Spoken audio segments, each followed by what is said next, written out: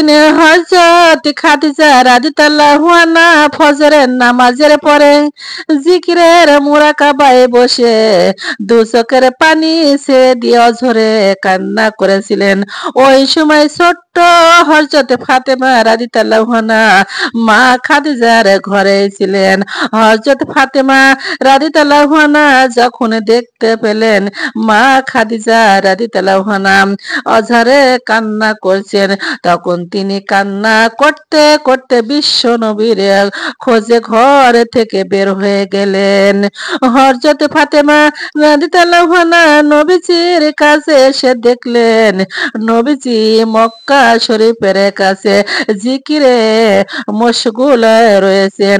তখন ফাতেমা রাদিয়াল্লাহু আনহা কেঁদে কেঁদে নবীজিকে বললেন, আব্বা, ও আব্বা, আপনি এক্ষুনি বাড়িতে চলুন, আমার আম্মা জান কেন জানি অঝরে কান্না করছে। বিশ্বনবী হযরত ফাতেমা মুখের এই কথা শোনার পরে আর দেরি না করে সাথে সাথে বাড়ির দিকে রওনা করলেন। নবীজি হযরত খাদিজার ঘরে প্রবেশ করে দেখতে পেলেন খাদিজা জায়নামাজে বসে অনেক জোরে জোরে কান্না করছেন। তখন বিশ্বনবী হযরত খাদিজা রাদিয়াল্লাহু আনহাকে জিজ্ঞাসা করলেন, ও খাদিজা, তুমি কি খুব পেরেশানির মধ্যে আছো? তখন মা খাদিজা জবাব দিলেন, ইয়া রাসূলুল্লাহ, আপনি আমাকে বলেছিলেন জিকিরের মাধ্যমে কবরের মুরাকাবা করার জন্য। আমি কবরের মুরাকাবা করতে গিয়ে বুঝতে পারলাম কবরের মতো নির্জন ভয়ঙ্কর জায়গা আর কোথাও নেই। এটা এমন এক জায়গা সেইখানে কেউ কারোর খবর নিবে না, খবর নিতে পারবে না। দুনিয়াতে যদি আমি কোনো অসুস্থ হয়ে পড়ে যাই তাহলে আমার আত্মীয় স্বজন জিজ্ঞাসা করবে আমি কেমন আছি, তারা আমাকে খোঁজ করবে আমার যত্ন করবে। কিন্তু কবর এমন এক জায়গা কি ভয়ঙ্কর আছে, দুনিয়ার কারোর পক্ষে তা খোঁজ নেওয়া সম্ভব না। ওই কবরে যে কত ভয়ঙ্কর আযাব হবে তা কেউ বুঝতে পারবে না। কিন্তু হায়রে, আমি ওই কবরে কোনো খোঁজ করতে পারলাম না। আমি তো আমার মাবুদ মাওলার ইবাদত করতে পারলাম না। ইয়া রাসূলুল্লাহ, আপনি বলেন না আমার মাবুদ মাওলা কি ওই কবরে কি আমার খবর নিবেন?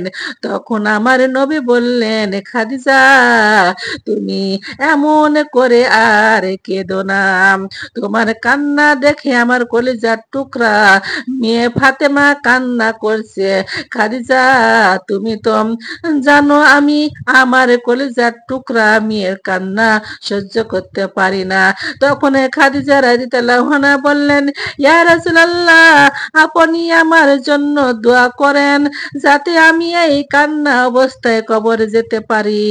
তখন বিশ্বনবী বললেন, খাদিজা, আমি তোমার জন্য আল্লাহর দরবারে দোয়া করব যাতে তোমার কবরে আল্লাহ সব কিছু সহজ করে দেন। সুবহানাল্লাহ। তখন খাদিজা রাদিয়াল্লাহু আনহা আবার নবীকে উদ্দেশ্য করে বললেন, ইয়া রাসূলুল্লাহ, আপনি যদি আমার 3টি সওয়ালের জবাব দিতেন তাহলে আমি মরেও প্রাণে শান্তি পাইতাম। বিশ্বনবী বললেন, খাদিজা, তোমার কি 3টি সওয়ালের জবাব বলো আমাকে। হযরত খাদিজা রাদিয়াল্লাহু আনহা তখন বললেন, প্রথমে আমি দুনিয়া থেকে বিদায় হয়ে যাওয়ার পরে আপনি আমার জানাজা নামাজ পড়াবেন। সুবহানাল্লাহ। দ্বিতীয়, আমাকে কবরে রাখার আগে আপনার গায়ের জামা আমাকে পরাইয়া দিবেন যাতে কবরের 2 পাশের মাটি আপনার জামার বরকতে আমাকে চাপ দিতে না পারে। তৃতীয়ত, আমাকে কবরে রাখার পরে যখন সবাই চলে আসবে তখন আপনি আমার কবরের পাশে দাঁড়িয়ে থাকবেন, কেননা মুনকার নাকিরের ভয়ঙ্কর রূপ দেখে হয়তো আমি বেহুশ হয়ে যেতে পারি, তখন হয়তো বা আমি ভুল করতে পারি। যদি আমার কোনো জবাবের ভুল হয়ে যায় তখন আমার সেই জবাব আপনি আমার পক্ষ থেকে দিয়ে দিবেন। তখন বিশ্বনবী হযরত মুস্তাফা মুহাম্মদ সাল্লাল্লাহু আলাইহি ওয়াসাল্লাম খাদিজাকে লক্ষ্য করে বললেন, হে খাদিজা, আমি কথা দিলাম আমি তোমার সমস্ত কথা রাখব। তখন খাদিজা রাদিয়াল্লাহু আনহা নবীজির মুখের এই কথা শুনে অত্যন্ত খুশি হলেন। মা খাদিজা রাদিয়াল্লাহু আনহা বুঝতে পারলেন যে তার হয়তো আর বেশি সময় নেই, হয়তো অল্প সময়ের মধ্যে আল্লাহর ডাকে সাড়া দিবে, তাকে এই দুনিয়া ছেড়ে পরকালে গমন করতে হবে, যেখানে রাজা বাদশাহ ফকির ধনী সবাই চলে গিয়েছে। এই দুনিয়া থেকে এই দুনিয়াতে থাকতে পারলো না, তাকেও চলে যেতে হবে। তখন খাদিজা রাদিয়াল্লাহু আনহা বিশ্ব নবীকে কাছে ডেকে বললেন, ইয়া রাসূলুল্লাহ, আমার মনে হয় খুব অল্প সময়ে আমি মৃত্যুবরণ করব, খুব খুব অল্প সময় মধ্যে আমি এই দুনিয়া ছেড়ে চলে যাব। ওগো আমার স্বামী, কিয়ামতের আগে আপনার সাথে আমার আর দেখা হবে না। আমি দীর্ঘ 25 বছর আপনার সাথে ছিলাম। এই সময় অনেক ভুল ত্রুটি আপনার কাছে করেছি, আপনি আমাকে নিজে মাফ করে দিবেন, নিজ গুণে ক্ষমা করে দিবেন, আর আমার কলিজার টুকরা ফাতেমাকে আল্লাহর কাছে রেখে গেলাম, আপনি তার দিকে খেয়াল রাখবেন। এই সময় হযরত খাদিজার এই কথাগুলো শুনে বিশ্ব নবীর চোখে দিয়ে পানি গড় গড় করে পড়েছিল। নবীজি বারবার রুমাল দিয়ে তার চোখের পানি মুছেছিল। তখন নবীজি খাদিজাকে বলল, ও খাদিজা, তোমার কি খুব কষ্ট হচ্ছে?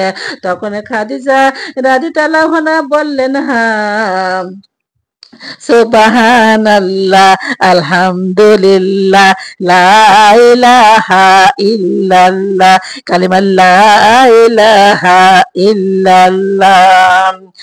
এই দুনিয়া পড়ে থাকবে, আমিরা একদিন থাকব না, গরিব বলো ধনী বলো আজরাইল কাউকে ছাড়বে না।